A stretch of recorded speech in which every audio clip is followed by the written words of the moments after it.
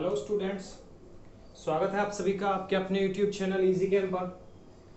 जैसा कि आपको पता ही है, पिछली क्लास से हमने 9th क्लास की साइंस का जो कोर्स है वो स्टार्ट किया है, जिसके अंदर हमने इंट्रोडक्शन लिया था अपने पहले चैप्टर का। उसी को कंटिन्यू करते हुए आज उसके बारे में थोड़ी इंपॉर्टेंट प्रॉपर्टीज के बारे में हम डिस्कस करेंगे।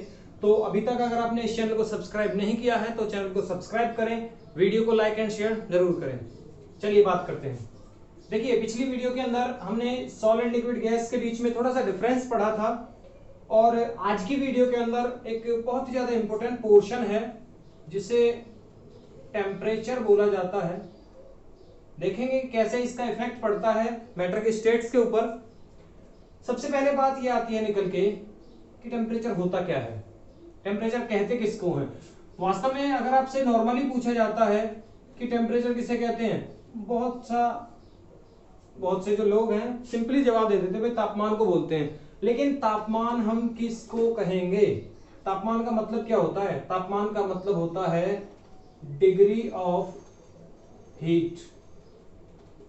किसी भी सब्सटेंस के अंदर, किसी भी मैटर के अंदर हीट की कितनी डिग्री है, हीट की कितनी वैल्यू है, उसको उसका टेम्परेचर, उसका तापमान बोला जाता है। इसे आप कह सकते हैं ताप का मापन। क्या कहला जाता है? तापमान कहलाता है। तो इसका क्या इफेक्ट है, क्या इसकी यूनिट्स होती हैं, उसके बारे में आज हमें बातें करनी है। तो टेम्परेचर क्लियर हो गया, डिग्री ऑफ हीट को बोला जाता है।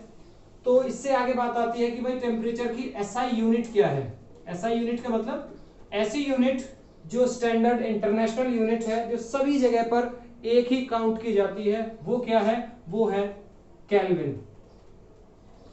याद रखिए, इसकी 3 यूनिट हैं जो यूज की जाती हैं जनरली। एसआई यूनिट जो है वो केल्विन है, जो आपकी जनरल यूनिट है या कॉमन यूनिट आप कह सकते हैं। कॉमन यूनिट कौन सी है? कॉमन यूनिट है इसकी डिग्री सेल्सियस। डिग्री सेल्सियस इसकी यूनिट है। थर्ड जो यूनिट है इसकी, अनदर जो यूनिट है इसकी, अनदर यूनिट है इसकी डिग्री फारेनहाइट। फारेनहाइट इसकी तीसरी यूनिट है। तीनों में रिलेशन क्या है वो रिलेशन देख लेते हैं, क्योंकि कई बार आपसे बोल दिया जाता है कि भाई टेम्परेचर आपको डिग्री सेल्सियस में दे रखा है, उसे आपको चेंज करना है केल्विन के अंदर या फारेनहाइट के अंदर। तो इनको आपस में अगर चेंज करना है तो छोटा सा ये पॉइंट है, याद रखिए डिग्री सेल्सियस में और केल्विन में क्या रिलेशन है। 0 degree Celsius is equal to 273 Kelvin. याद रखिए। आप कोई भी कॉमन सा एग्जांपल यहां पर रख करके देख सकते हैं। फॉर एग्जांपल आपको बोला गया है 25 degree Celsius, how many kelvins are there? Then you can say 273 plus 25 which is equal to 298 kelvin. ये केल्विन में चेंज हो गया। ये केल्विन में अगर दे रखा है convert 312 kelvin into degree Celsius, then how can you change it? just simply 312 minus 273 which is equal to your 9 and 3 39 degree Celsius. ये हो जाएगा आपका 39 डिग्री सेल्सियस। चलिए, ये तो बात हो गई डिग्री सेल्सियस और केल्विन के अंदर। फारेनहाइट में क्या रिलेशन है? डिग्री फारेनहाइट अगर आपको निकालना है तो उसके लिए फॉर्मूला है 9/5 ऑफ डिग्री सेल्सियस प्लस 32। ये रिलेशन है आपका डिग्री फारेनहाइट और डिग्री सेल्सियस के अंदर। आपको अगर केल्विन में दे रखा है, फारेनहाइट में चेंज करने के लिए बोला गया है, तो आप क्या करेंगे? सिंपली उसे पहले डिग्री सेल्सियस में चेंज करेंगे और यहां से आप उसका रिलेशन निकाल सकते हैं। Find 37 degree Celsius into Fahrenheit, 9/5 multiply by 37 plus 32। ये आपका अप्रोक्स आता है 98.6 डिग्री फारेनहाइट के आसपास, जो कि ह्यूमन बॉडी का नॉर्मल टेम्परेचर होता है। 37 डिग्री सेल्सियस आप जानते हैं, जो कि इक्वल टू होता है 98.6 डिग्री फारेनहाइट के। तो ये इनमें रिलेशन है, आप बड़ी आसानी से इनको चेंज कर सकते हैं। आप प्रैक्टिस के तौर पर 108 डिग्री सेल्सियस को केल्विन एंड फारेनहाइट में चेंज करें। ये चेक करें कि आपको इनके बीच में रिलेशन पता लगा है या नहीं लगा। 293 केल्विन को डिग्री सेल्सियस में और उसके बाद फारेनहाइट में चेंज करें। और नेक्स्ट है आपका 4 डिग्री सेल्सियस को केल्विन एंड डिग्री फ़ारेनहाइट में आपको चेंज करना है। ये 3 आप प्रैक्टिस के तौर पर अप्लाई कर सकते हैं। चलिए, ये तो हो गया आपका छोटा सा एक असाइनमेंट कह सकते हैं, या फिर आपका होमवर्क हो गया। नेक्स्ट हमें क्या बात करनी है? नेक्स्ट हमें बात करनी है टेम्परेचर का इफेक्ट क्या होता है मैटर की स्टेट्स पर।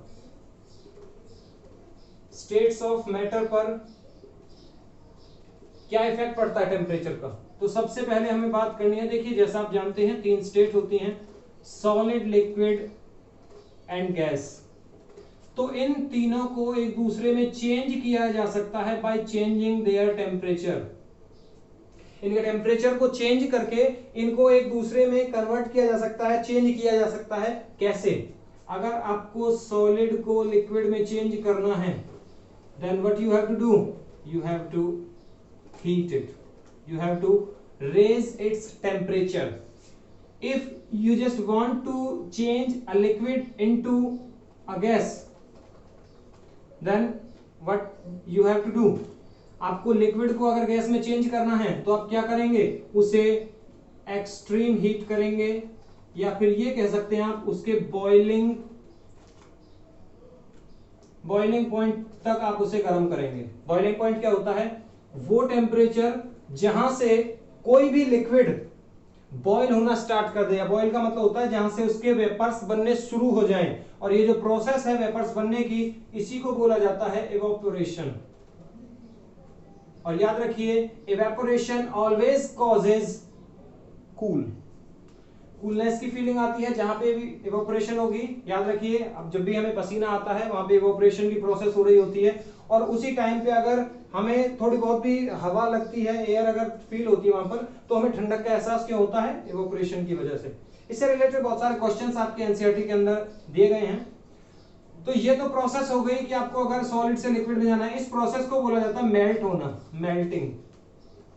और जिस पॉइंट पर ये प्रोसेस होती है, मेल्ट होने की प्रोसेस जिस टेम्परेचर पर होती है उसे मेल्टिंग पॉइंट बोला जाता है। जिस टेम्परेचर पर बॉयल होना स्टार्ट होता है उस पॉइंट को बॉइलिंग पॉइंट बोला जाता है।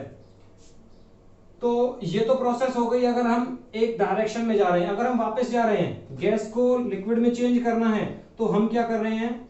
हमें उसे कंडेंस कराना पड़ेगा, और कंडेंस का मतलब होता है हमें उसे कूल करना पड़ेगा। और अगर हमें लिक्विड को सॉलिड में लेके जाना है तो उस कंडीशन में हमें उसे फ्रीज करना पड़ेगा, उसके टेम्परेचर को बहुत ज्यादा कम करना पड़ेगा। तो टेम्परेचर बढ़ाने पर सॉलिड से लिक्विड, लिक्विड से गैस की तरफ जाया जाता है। टेम्परेचर को अगर हम कम करते जाते हैं, अगर हमें वापस चलना है, गैस को लिक्विड में चेंज करना है, you have to condense it. और अगर आपको लिक्विड को सॉलिड में चेंज करना है, you just only freeze it. तो इस तरह से तीनों स्टेट्स को आपस में चेंज किया जा सकता है। तो इस तरह से हम ये कह सकते हैं कि टेम्परेचर का सीधा सीधा इफेक्ट पड़ता है स्टेट्स ऑफ मैटर के ऊपर। तो आज की क्लास के अंदर इतना ही। आज हमने टेम्परेचर और उसके 3 यूनिट्स के बारे में, इसी के साथ में उसका जो डिपेंडेंस है, किस तरह से स्टेट्स ऑफ मैटर के ऊपर इसका इफेक्ट पड़ता है, उसके बारे में डिस्कशन किया है। आप इनकी जो डेफिनेशन है, कंडेंसेशन क्या होती है, the process of cooling down gaseous particles to form liquid is called condensation। इस प्रोसेस को कंडेंस होना बोला जाता है। जो प्रोसेस हमारी फॉलो हुई है उसे कंडेंसेशन बोला जाता है। ऐसे ही फ्रीजिंग कैसे बोलेंगे? The process of lower down the temperature of a liquid to change into a solid, the process is called freezing, and the temperature at which a liquid changes into solid it calls its freezing point. ऐसे ही आप इन situation में बोल सकते हैं, अगर temperature को हम बढ़ा देते हैं सॉलिड को तो वो लिक्विड में चेंज होगा, लिक्विड के टेम्परेचर को अगर हम बढ़ा देते हैं तो वो गैस में चेंज होगा। यहां से जिस टेम्परेचर पर वो लिक्विड में चेंज होगा उस टेम्परेचर को बोला जाता है मेल्टिंग पॉइंट, और जिस टेम्परेचर पर लिक्विड गैसेस में चेंज होगा उस टेम्परेचर को बोला जाता है बॉइलिंग पॉइंट। तो याद रखिए, आपको अगर इनसे रिलेटेड कोई भी डेफिनेशन पूछी जाती है तो आप अच्छे से समझकर अपने आप इनकी डेफिनेशन लिख सकते हैं। तो उम्मीद है आपको आज की क्लास पसंद आई होगी। Thank you, good luck.